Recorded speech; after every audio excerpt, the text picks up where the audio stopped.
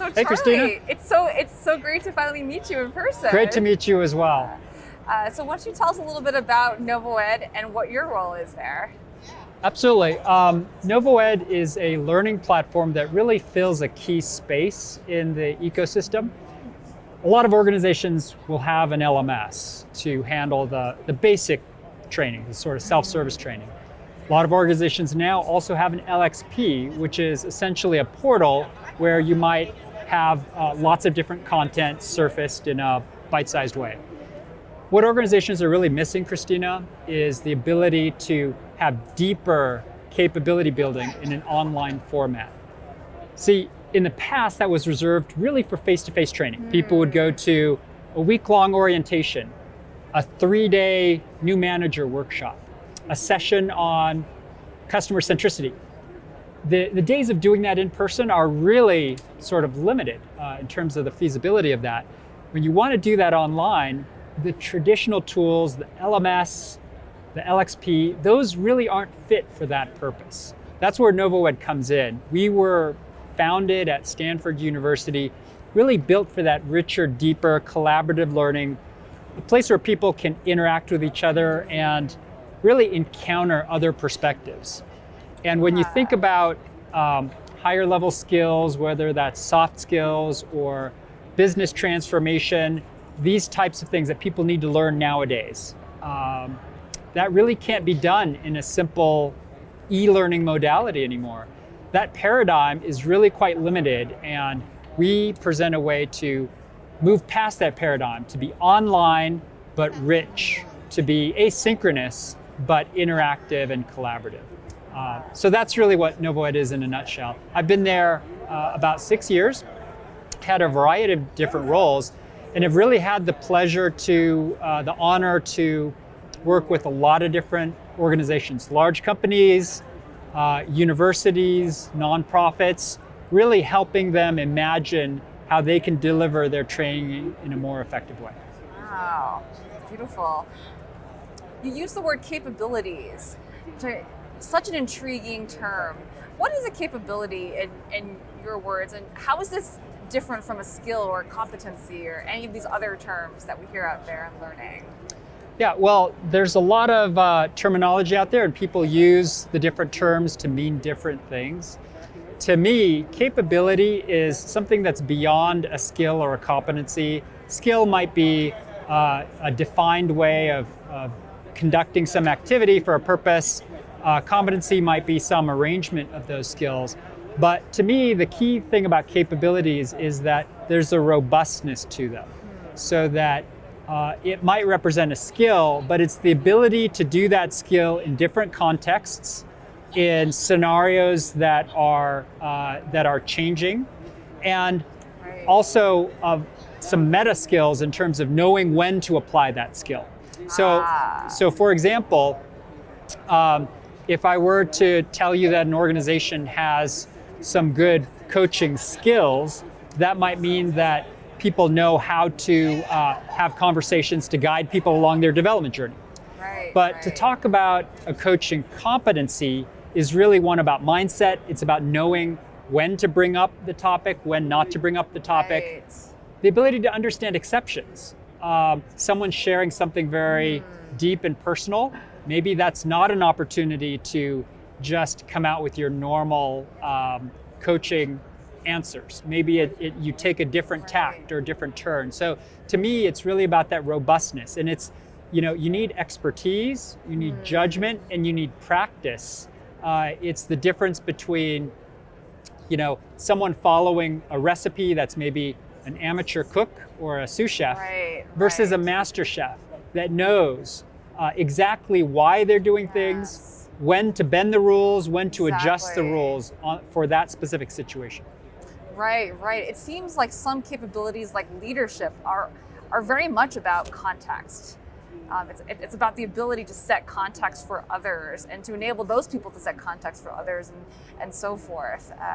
Because leadership is such a critical topic in this day and age, any thoughts about what leadership means in this moment as the world's fluctuating so much and we're experiencing so much uncertainty?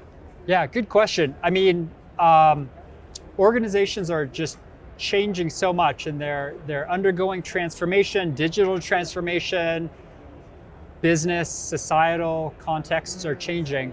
Leadership is really becoming a key skill, a key competency that really needs to be a capability, because it's not just about making individual leadership decisions, but it's about cultivating that leadership mindset, about the ability to foster more leaders, right?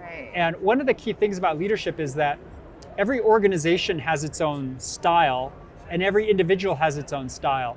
But how do you make them compatible, right? How do you make sure that you're building leadership capability that's consistent with the values of your organization, and that people understand where they can express differences in their style, but at some points it might be too far in one direction or too far in the other, right? Yes. You can see how the subtlety of that requires a deeper capability building than just, oh, here are 5 things I should do to be a good leader. It's knowing where and when to apply those things and to what extent. Exactly. There's so much texture and nuance in your response. I love it. And there's been all this talk about employee well-being, like a groundswell of interest in that topic. What does employee well-being mean to you? And do you see this trend continuing? Well, I'm really happy to see this focus on employee well-being. Obviously, with the pandemic, there's several factors here. And really, the world is changing in so many ways. Like, if you think about the war for talent, the need for talent is higher because every organization is being transformed digitally. Whether you're in technology or you're not, your business is being changed by technology. The war for talent is such that now every company is competing with Facebook and Google for employees.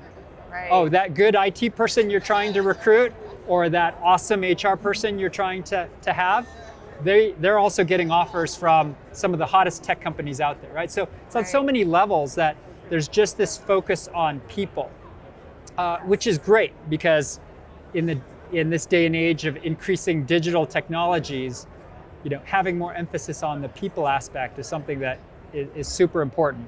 So the well-being part, it's not just about squeezing a little bit of extra productivity from people, although that is a part of it. It's not just about making them marginally happier, which is a part of it. But it's also, I think, Christina, a recognition that the tasks and the work that employees do today, that a lot of employees do today, is not procedural work. It's not standard process work. It's actually engaging the judgment and the nuance, which means that you need people that are at their best. And the difference between someone who's in a productive state and an unproductive state, if you're looking at them in a camera, it might look exactly the same. They're sitting in front of a computer typing. But that difference could be 2x, 5x, 10x. We also see the risks that there are when people make mistakes, when issues arise. And so for a lot of reasons, I think that employee well-being is super important in order to make the organization effective. It's not just about being fluffy from an HR standpoint, although that's a part of it too. I think that's the most eloquent description of employee well-being I've ever heard. Thank you. That was great. Last question. Do you think remote work is the future of work? Are we talking about hybrid at scale, and for how long do you think this will continue? Current state of things. We've had a really, really interesting experience, and I don't know exactly what the future is going to look like, but it's clearly not going to look the same as it was. We've learned a lot during this pandemic. We've learned a lot about productivity, the impact of commutes and not having commutes, the impact of caring for family. And I think a lot of organizations are starting to think about how they can make their environments more hybrid or more remote. I think they do it because they see the benefits of it. But frankly, Christine, even if they didn't see the benefits, they're up against a lot of other employers now that can offer remote work or partial remote work. And if you think about it, if you're let's say you're one of the biggest employers in Salt Lake City, you have a little bit of a captive workforce if you've got offices here.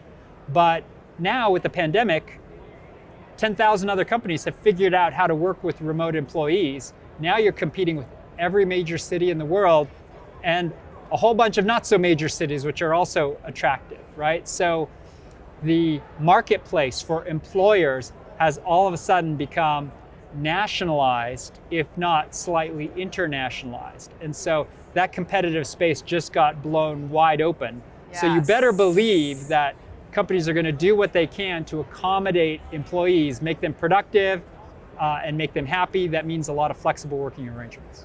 Thank you so much, Charlie. Oh, you're very welcome. And it's exciting to be at the show here, and I hope that we have lots of other great conversations like this. Yes.